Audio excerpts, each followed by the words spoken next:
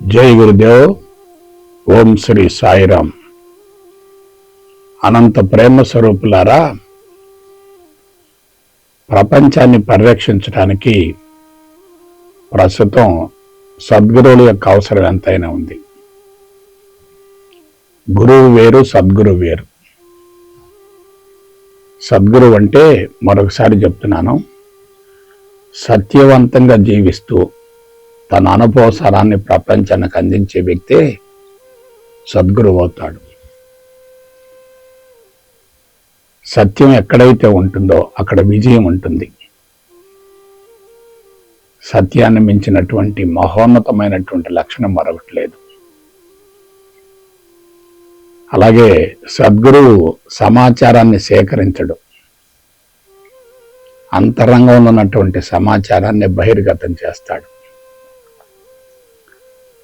అందరి యొక్క అభిప్రాయం ఏంటంటే, పుస్తక పరిజ్ఞానం ద్వారానో పంచజ్ఞానేంద్రియాల ద్వారానో సమాచారం లోపలికి వస్తుంది అనుకుంటారు.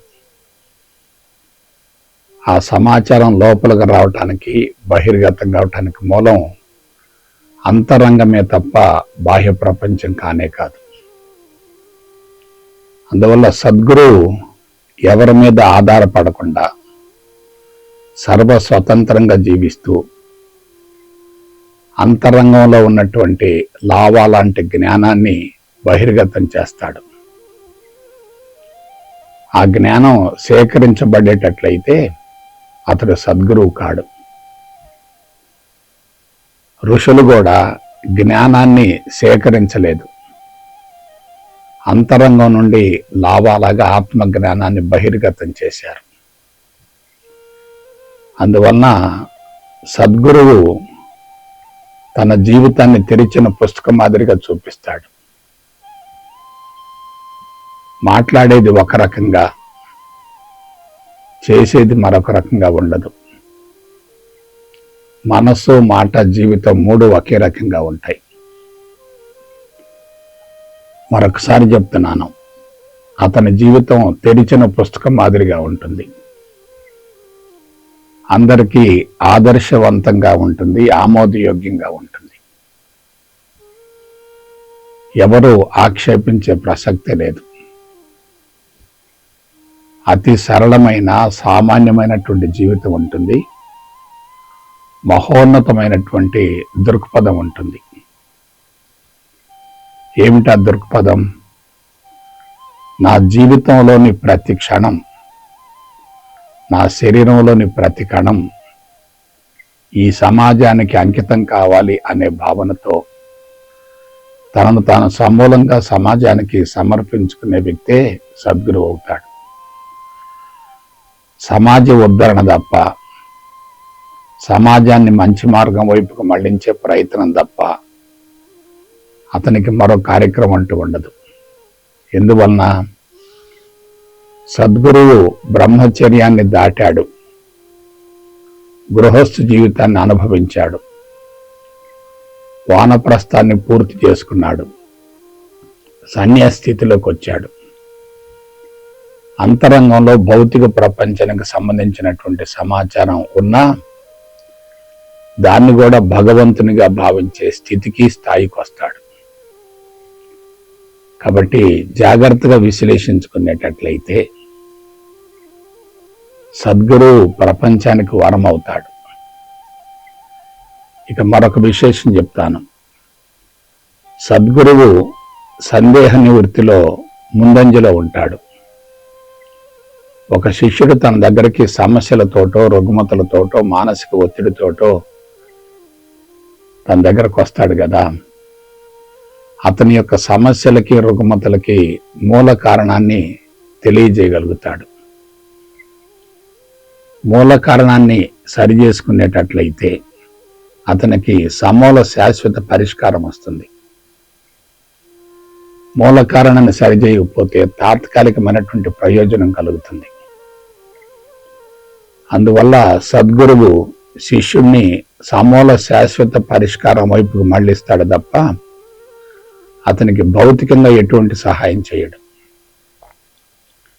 భౌతిక సహాయం వల్ల తాత్కాలికంగా ప్రయోజనం కలగటంతో పాటు శిష్యుడు బానిసగా తయారవుతాడు. బానిసత్వం అనేది మనిషిని అన్ని విధాలా బలహీనపరుస్తుంది, పరాన్నజీవిగా మారుస్తుంది కదా.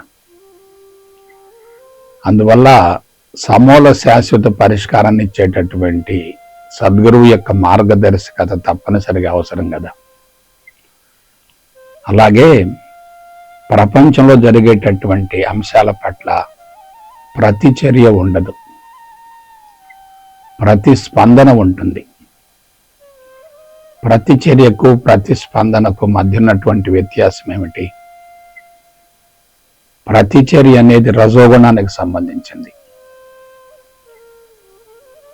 సమాజంలో జరుగుతున్నటువంటి అన్ని రకాల అకృత్యాలను తుదముట్టించాలి అనేటటువంటి భావన ఉంటుంది, కానీ అది రజోగుణంతో కూడి ఉంటుంది. రజోగుణం వల్ల ఘర్షణ ఎక్కువగా ఉంటుంది, ప్రతిచర్య ఎక్కువగా ఉంటుంది, తొందరగా ప్రపంచాన్ని మార్చాలనేటటువంటి ప్రయత్నం ఉంటుంది. ప్రపంచాన్ని నేను మార్చటం లేదు, ప్రపంచం మారుతుందనేటటువంటి విషయాన్ని గ్రహిస్తాడు. ప్రపంచాన్ని మార్చవలసినటువంటి అవసరం లేదు, నిన్ను నువ్వు మార్చుకుంటే సరిపోతుంది అనేటటువంటి భావనతో శిష్యుడికి సంపూర్ణ స్వేచ్ఛనిస్తాడు. ప్రపంచాన్ని మార్చటం కాదు కదా. ఆధ్యాత్మికత అంటే ఏమిటి? ఉద్ధరేదాత్మ నాత్మానం, ఆత్మ విజ్ఞాన శాస్త్రం. నిన్ను నువ్వు సమూలంగా ఉద్ధరించుకోవటమే ఆధ్యాత్మికత కదా. కాబట్టి ప్రపంచాన్ని ఉద్ధరించడం అనేది ఎవరికి సాధ్యం కాదు. ఎందుకంటే ఎవరి సంస్కారాలు వారివి, ఎవరి జీవితం వారిది, ఎవరి అంతరంగం వారిది. అందువల్ల వారి యొక్క అంతరంగ సంస్కారాల స్వభావాన్ని బట్టి జీవితాన్ని కొనసాగిస్తారు తప్ప మనం చెప్పినట్టుగా వాళ్ళు వినరు. ఎందుకంటే సంస్కారాల బలం ఎక్కువగా ఉంటుంది. అందువల్ల వాళ్ళు సంస్కారాలకు అనుగుణంగా జీవితాన్ని కొనసాగిస్తారు తప్ప గురువు చెప్పేటటువంటి అంశాల పట్ల ఎక్కువగా ఆసక్తిని కనపరచరు. కానీ అంతరంగ సంస్కారాల ద్వారా సమస్యలు తారాస్థాయికి చేరి ఇక నేను పరిష్కరించుకోలేను అనేటటువంటి భావన కలిగినప్పుడు అటువంటి వ్యక్తులు నిరాశ నిస్పృహలతో సద్గురువుని ఆశ్రయించి ఆ సద్గురువు పట్ల సంపూర్ణ విశ్వాసంతో శరణగతితో ఉండి సద్గురువు యొక్క ఆదేశాలకు అనుగుణంగా జీవితాన్ని కొనసాగిస్తారు. ఇక్కడ అందరూ తెలుసుకోవలసినటువంటి నగ్న సత్యం ఏంటంటే, సంస్కార బలం ఉన్నంత వరకు ఏ వ్యక్తి అయినా ఎవరి మాటను వినడు, ఎవరి మాటల పట్ల శ్రద్ధ చూపడు. తన అంతరంగానికి అనుగుణంగానే జీవితం కొనసాగించాలని పరితపిస్తూ ఉంటాడు, ప్రయత్నిస్తూ ఉంటాడు, ఆరాటపడుతూ ఉంటాడు, కృషి చేస్తూ ఉంటాడు. తన ప్రయత్నం సమూలంగా వైఫల్యం చెందిందనుకోండి, అప్పుడు ఎవరి ద్వారా పరిష్కారం అవుతుంది అనేటటువంటి అన్వేషణ చేస్తాడు. ఆ అన్వేషణలో తప్పనిసరిగా సద్గురువుని ఆశ్రయిస్తాడు. ఆ సద్గురు యొక్క ఆదేశాలకు అనుగుణంగా నియమావళిని పాటించి జీవితాన్ని చక్కదిద్దుకునే ప్రయత్నం చేస్తాడు. ఇక మరొక విషయం, సద్గురువుకి పరిపూర్ణ అద్వైత బ్రహ్మజ్ఞానం పట్ల స్పష్టమైనటువంటి అవగాహన ఉంటుంది. అందరూ జాగ్రత్తగా గమనించండి. పరిపూర్ణ అద్వైత బ్రహ్మజ్ఞానం అంటే ఏమిటి? Integrated monistic spiritual knowledge. Integrated monistic spiritual knowledge. ప్రపంచమంతా కూడా ద్వంద్వాలమయం, మానవ జీవితం కూడా ద్వంద్వాలమయం. మానవ జీవితం మనసు ద్వారా కొనసాగుతూ ఉంటుంది. మనసు అంటే ద్వంద్వాలతో కూడి ఉంటుంది, అదే సంకల్ప వికల్పాలతో కూడి ఉంటుంది. సంకల్పం ఉందంటే తప్పనిసరిగా వికల్పం కూడా ఉంటుంది. వికల్పం ఉందంటే తప్పనిసరిగా సంకల్పం కూడా ఉంటుంది. సంకల్ప వికల్పాలు రెండు కూడా తాత్కాలికం, పాక్షికం, అసంపూర్ణం. అటువంటి సంకల్ప వికల్పాలు కొనసాగుతూ ఉన్నాయి అనుకోండి, మనసు బలోపేతం అవుతుంది, శక్తి విపరీతంగా ఖర్చు అవుతుంది. మనిషి ఒకదాని కోసం వెంపర్లాడుతూ ఉంటాడు, మరొక దాన్ని వ్యతిరేకిస్తూ ఉంటాడు. వ్యతిరేకించేది జరగలేదనుకోండి, విపరీతంగా బాధపడతాడు. వ్యతిరేకించేది జరిగిందనుకోండి, వ్యతిరేకించే దాని వలన అంతరంగం ఇంకా కలుషితం అవుతుంది. ఆశించింది లభించలేదు, వ్యతిరేకించేది లభించింది, అప్పుడేమవుతుంది? ఆశించింది లభించలేదు, వ్యతిరేకించింది లభిస్తూ ఉంది.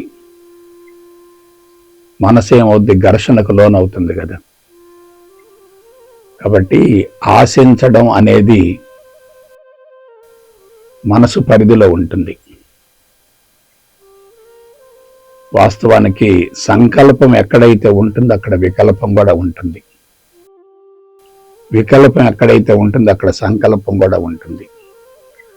రెండు సమాన స్థాయిలో ఉంటాయి, సమాన మోతాదులో ఉంటాయి. ఎవరి జీవితమైనా మనసు పరిధిలో కొనసాగుతుంది అనుకోండి, సమస్యలు ఉంటాయి, రుగ్మతలు కూడా ఉంటాయి. అటువంటి సమస్యల నుండి, జబ్బుల నుండి సమూలంగా విడుదలై జీవిత పరమార్థం నెరవేర్చుకోవాలంటే మనస్సును అధిగమించగలగాలి, మనస్సును లోబరుచుకోవాలి, మనస్సుకు అతీతంగా ఉండాలి. ఆ మనస్సుకు అతీతంగా మానవాళికి అందించబడేటటువంటి జ్ఞానమే పరిపూర్ణ అద్వైత బ్రహ్మ జ్ఞానం. ఆధ్యాత్మిక చరిత్రలో ఇంతవరకు ఎవరు ఈ పదాన్ని వాడలేదు. పరిపూర్ణ అద్వైత బ్రహ్మజ్ఞానం. బ్రహ్మజ్ఞానం అంటే భగవంతునికి సంబంధించినటువంటి సమాచారం. భగవంతుడు నిరాకారుడు, నిరంజనుడు, నిర్గుణుడు, సర్వాంతర్యామి, విశ్వవ్యాపితుడు. ఒక మాటలో చెప్పాలంటే భగవంతుడు జ్ఞానరహితుడు. భగవంతుడికి అసలు జ్ఞానం ఉండదు. అటువంటి జ్ఞానరహితమైనటువంటి భగవంతుడి నుంచి ద్వంద్వాలతో కూడినటువంటి మనసు ఆవిర్భవించి ఆ ద్వంద్వాలకు అనుగుణంగా జీవితం కొనసాగుతుంది. మరి ద్వంద్వాలను దాటి వెళ్ళాలంటే, మనసును అధిగమించాలంటే, మనసును స్వాధీనపరుచుకోవాలంటే మనిషికి బ్రహ్మజ్ఞానం కావాలి. ఆ బ్రహ్మజ్ఞానం ద్వారా అతనిలో ఎటువంటి అనుభవం వస్తుంది? అంతా ఒకటే అనేటటువంటి భావన కలుగుతుంది. అదే అద్వైతం అంటే. అద్వైతాన్ని అందుకున్న తర్వాత మనిషిలో తప్పనిసరిగా పరిపూర్ణత్వం వస్తుంది. కాబట్టి పరిపూర్ణ అద్వైత బ్రహ్మ జ్ఞానం అనేది అనుభవంలోకి పొందినటువంటి వ్యక్తి సద్గురు అంటే. కాబట్టి ఎవరైతే పరిపూర్ణ అద్వైత బ్రహ్మ జ్ఞానాన్ని గురించి అవగాహన గావించుకుంటారో వాళ్ళకి విశ్వమంతా ఒకటిగా గోచరిస్తుంది. అంతా ఒకటే అనేటటువంటి భావన కలుగుతుంది. పైగా భగవంతుడి కోసం ఎటువంటి వెతుకులాట ఉండదు. భగవంతుడు సర్వత్రా, అంతటా, అన్నిటా వ్యాపించి ఉన్నప్పుడు భగవంతుని కోసం ఇక ప్రత్యేకంగా వెతుకోవలసినటువంటి అవసరం లేదు కదా. అది పరిపూర్ణ అద్వైత బ్రహ్మ జ్ఞానం అంటే. అదే మామూలు స్థాయిలో ఉన్నటువంటి వ్యక్తులకి కనిపించేదంతా కూడా జ్ఞానం అనేటటువంటి భావంతో జ్ఞాన సేకరణలో పూర్తిగా నిమగ్నం అవుతూ ఉంటారు. అంతరంగ సంస్కారాల స్వభావాన్ని బట్టి పంచజ్ఞానేంద్రియాలు చైతన్యవంతంగా ఉంటూ బాహ్య ప్రపంచపు సమాచారాన్ని లోపలకు స్వీకరిస్తూ ఉంటారు. అదంతా వాస్తవం అనుకుంటారు. ఎలా? కనిపించేటటువంటి స్థూల జగత్తే వాస్తవం అనేటటువంటి భావనతోటి భగవంతుని యొక్క ఉనికిని గురించి లోతుగా అధ్యయనం చేయకుండా ఇదంతా సత్యం అనేటటువంటి భావంతో దానిలో ఇరుక్కుపోతారు. ఒక విషయం చెప్పండి, సృష్టికర్త నుండి సృష్టి ఆవిర్భవించి ఆ సృష్టి రూపాంతరం చెంది మరలా సృష్టికర్తలో కలిసిపోతున్నప్పుడు సృష్టి కూడా సృష్టికర్తకు ప్రతిరూపమైనప్పుడు సృష్టికర్త జ్ఞానం లేనప్పుడు సృష్టికి కూడా జ్ఞానం లేదు కదా. ఈ విషయాన్ని ఇంతవరకు ఎవరూ ఎక్కడా ప్రస్తావించలేదు. భగవంతుడు నిరాకారుడు, నిరంజనుడు, నిర్గుణుడు, సర్వాంతర్యామి, విశ్వవ్యాపితుడు. బాగానే ఉంది. దాని నుంచి భౌతిక జగత్తు ఆవిర్భవించింది. భౌతిక జగత్తు పంచభూతాలతోటి, వృక్షాలతోటి, జంతువులతోటి, మానవులతోటి నింపబడి ఉంటుంది. ఇదంతా కంటికి కనిపిస్తూ ఉంటుంది. మార్పులు జరుగుతూ ఉంటాయి, చేర్పులు జరుగుతూ ఉంటాయి.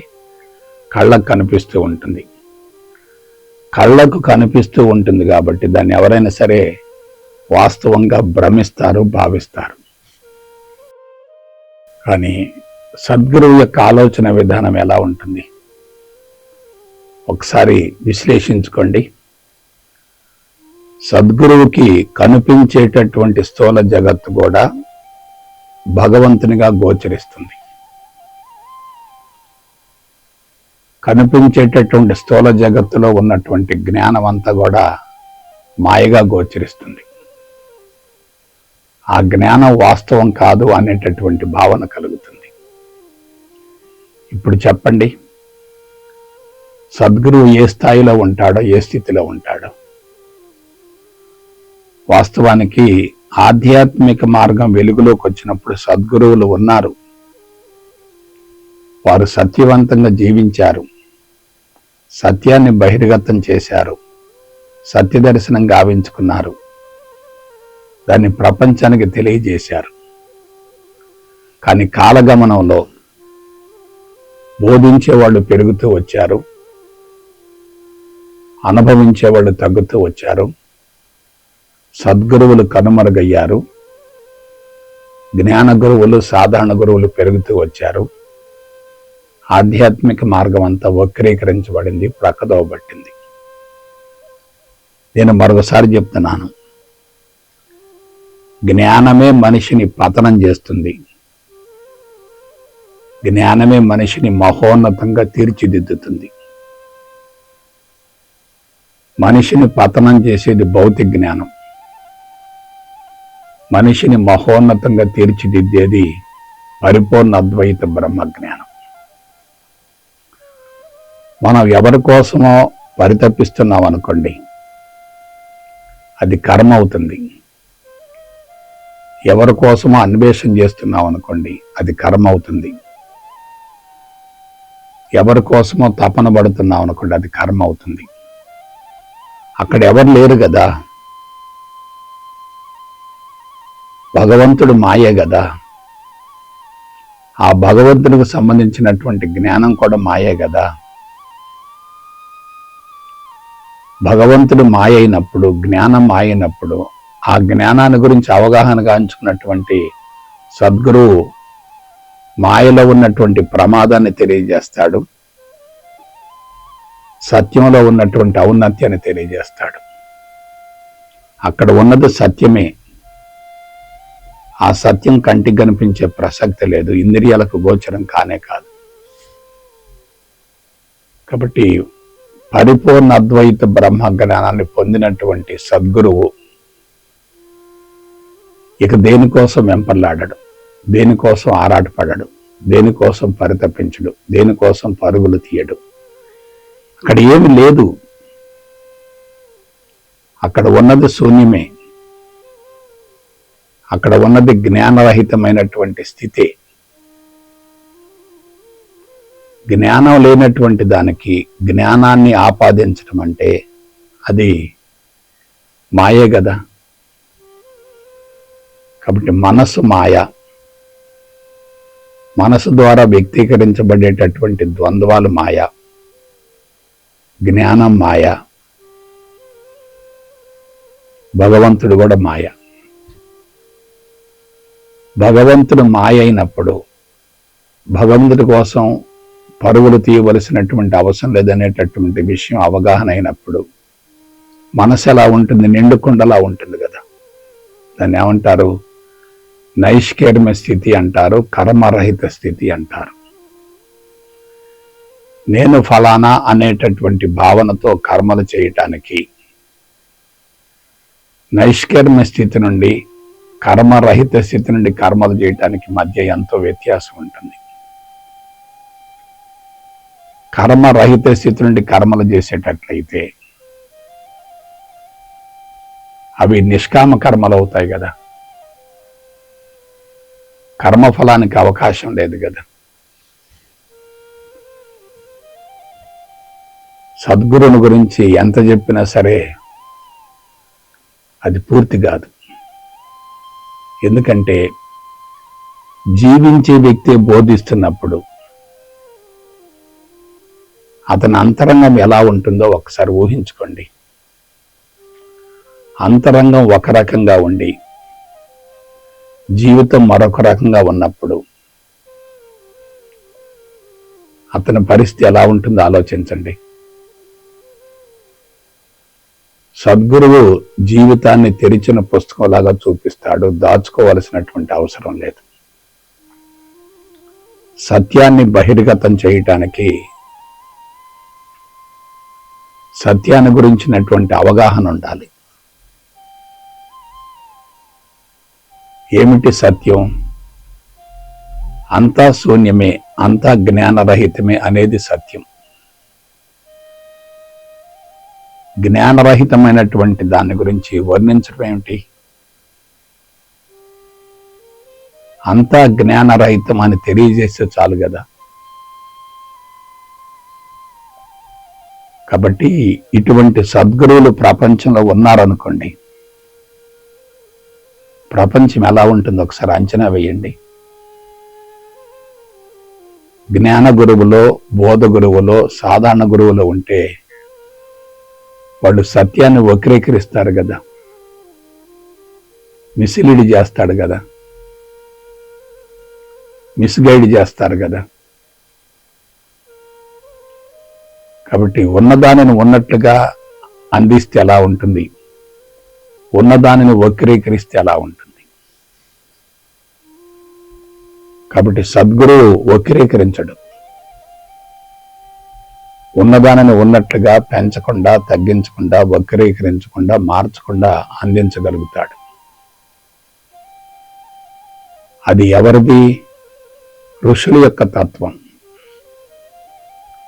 ఋషులకు సమాజానికి మధ్య వారధిలాగా, సారథిలాగా ఉండేటటువంటి వాళ్లే సద్గురువులంటే. ఈ తత్వం మొత్తం ఎవరిది? తనది కాదు, ఋషుల తత్వం. ఆ ఋషుల తత్వాన్ని తన జీవితానికి అన్వయించుకొని, తన జీవితానికి దాన్ని ఉపయోగించుకొని అనుభవాన్ని పొంది అందిస్తాడు. అనుభవాన్ని పొంది అందిస్తే సత్యం అవుతుంది. అనుభవం లేకుండా అందిస్తే అది మాటల గారడి అవుతుంది, సమాచారం అవుతుంది. సమాచారం మొత్తం మాయే, పుస్తకాల్లో ఉన్నది మొత్తం మాయే, వేదాలలో ఉన్నది కూడా మాయే. భగవంతుడు నిరాకార, నిరంజన, నిర్గుణుడైనప్పుడు, భగవంతుడికి జ్ఞానం లేనప్పుడు, భగవంతుడి నుండి భౌతిక జగత్తు ఆవిర్భవించినప్పుడు ఆ భౌతిక జగత్తుకు ఇక జ్ఞానం ఎక్కడిది? ఇది సూక్ష్మాతి సూక్ష్మమైనటువంటి అంశం. దీని గురించి అవగాహన గావించుకున్న వ్యక్తి సద్గురువు అవుతాడు. అవగాహన గావించుకున్న వ్యక్తి సద్గురువు అవుతాడు.